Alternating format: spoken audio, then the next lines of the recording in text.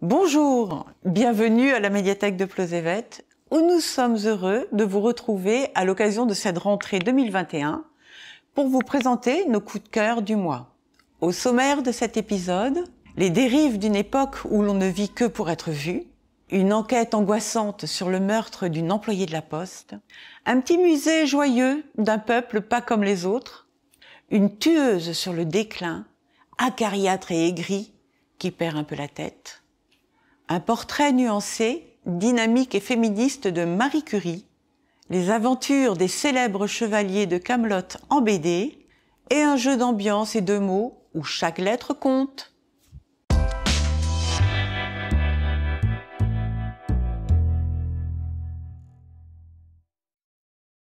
La première fois que Mélanie Clos et Clara Roussel se rencontrèrent, Mélanie s'étonna de l'autorité qui émanait d'une femme aussi petite, et Clara remarqua les ongles de Mélanie, leur vernis rose à paillettes qui luisaient dans l'obscurité. « On dirait une enfant », pensa la première. « Elle ressemble à une poupée », songea la seconde. Même dans les drames les plus terribles, les apparences ont leur mot à dire.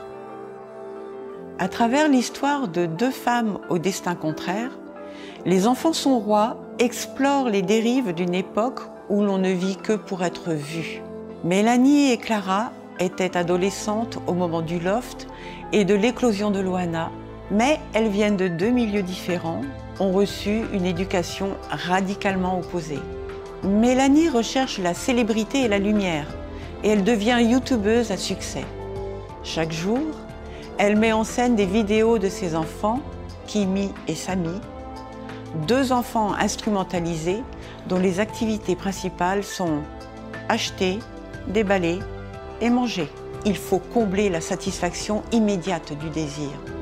Clara, elle, après avoir obtenu une licence de droit à la Sorbonne, décide de s'inscrire au concours national de la police, à la grande surprise de ses parents, qui eux sont plutôt anti-flics, et devient une policière hors pair.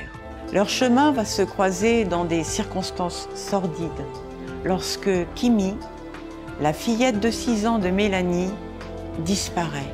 Des années loft aux années 2030, marquées par le sacre des réseaux sociaux, Delphine de Vigan offre une plongée glaçante dans un monde où tout s'expose et se vend jusqu'au bonheur familial.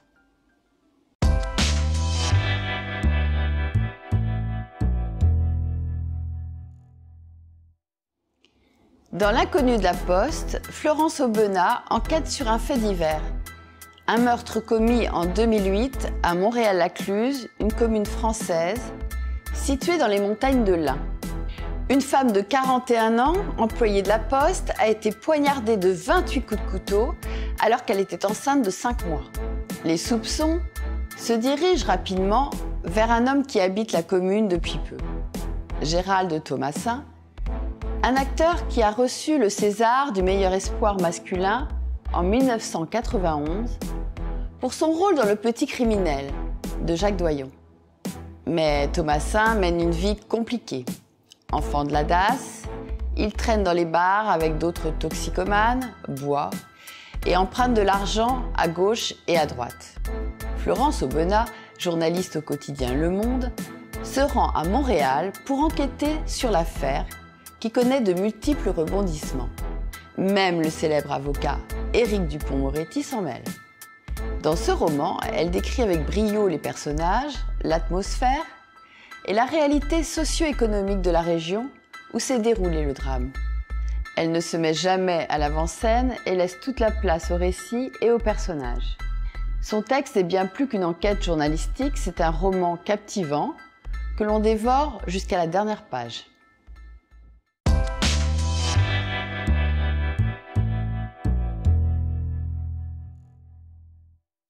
C'est un dilemme bien français, un choix cornélien, comme on dit avec des lettres, aussi une expression bien française.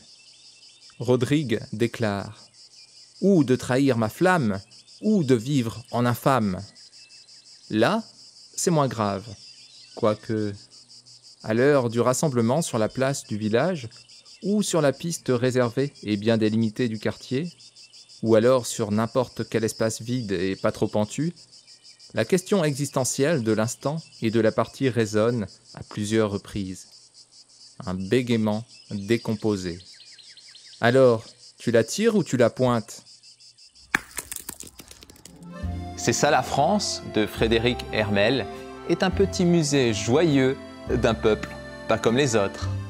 L'auteur vit en Espagne depuis près de 30 ans, mais reste profondément attaché à ses racines, la France et son Pas-de-Calais natal. Exilé volontaire, il visite dans cet ouvrage les petits et grands trésors de notre pays, ces merveilles du quotidien qui marquent notre différence, mais que souvent nous ne savons plus voir ni apprécier.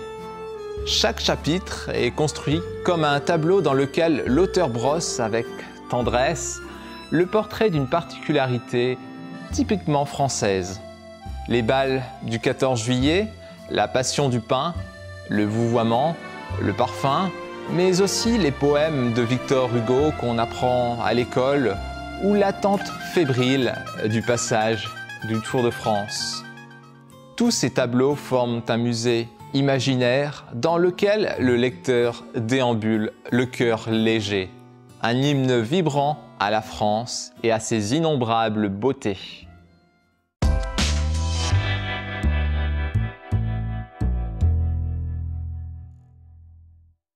Avec Mathilde, jamais une balle plus haute que l'autre, du travail propre et sans bavure.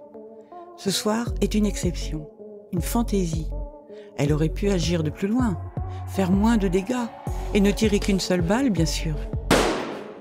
Dans le serpent majuscule, un réjouissant jeu de massacre où l'on tue tous les affreux, Pierre Lemaitre joue en virtuose de sa plume caustique.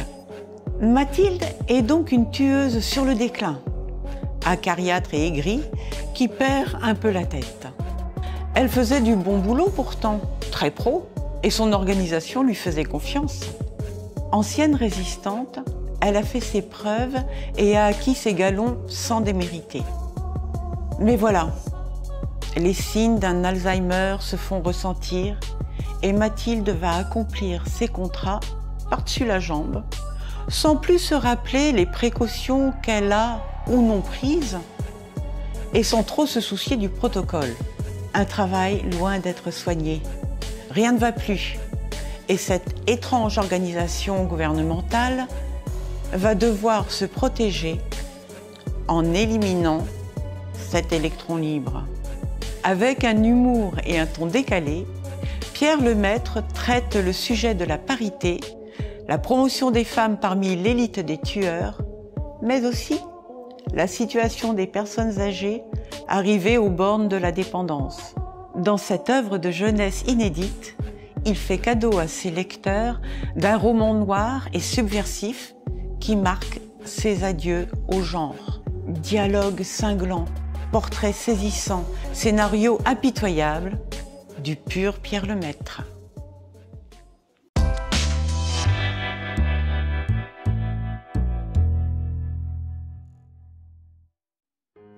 Radioactive de Marjane Satrapi offre un portrait original et poignant de Marie Curie, physicienne et chimiste, 2 fois détentrice du Nobel de physique et femme en avance sur son temps, incarnée à merveille par Rosamund Pike.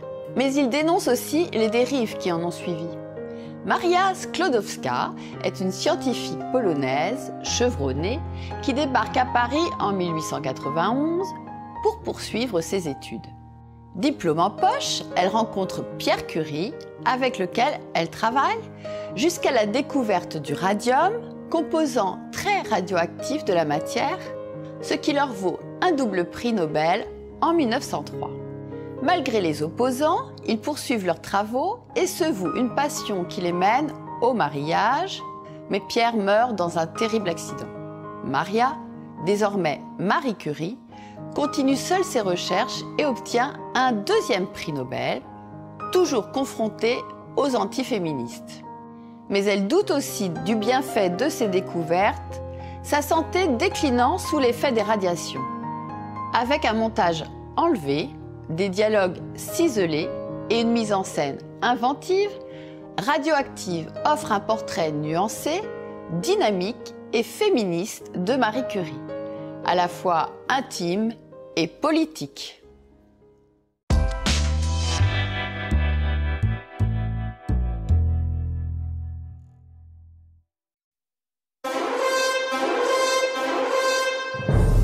Après une interminable attente de 12 ans, les fans de Kaamelott ont enfin pu découvrir la suite des aventures de leur héros préféré sur grand écran. Diffusée entre 2005 et 2009, la série télévisée s'inspire de la légende arthurienne et apporte une vision décalée de la légende en présentant un roi Arthur, entouré de chevaliers de la table ronde passablement incompétents, qui peine à être à la hauteur de la tâche que les dieux lui ont confiée. Ah, c'est le rendez-vous des glandules, là, ou quoi? Directement inspiré de la série éponyme, avec un scénario signé Alexandre Astier et des dessins de Steven Dupré, la bande dessinée Kaamelott permet de repousser les frontières des possibilités narratives imposées par le format télévisé. Ouais, c'est pas faux. En effet, l'histoire revêt un aspect plus héroïque fantasy que sur petit écran et permet donc au lecteur de parcourir nombre de décors extérieurs et de situations irréalisables à la télévision. Dans le tome 9, Les renforts maléfiques, Arthur et ses compagnons, glorieux explorateurs de l'antre du basilic, ont découvert le fabuleux trésor que l'épouvantable Dédale recèle, redoublant la colère des monstres gardiens du lieu. Mais ils n'ont parcouru que la moitié du chemin. Les célèbres chevaliers de Kaamelott doivent maintenant sortir sains et saufs de l'antre avec leur butin. Il leur faudra pour cela affronter les redoutables renforts maléfiques.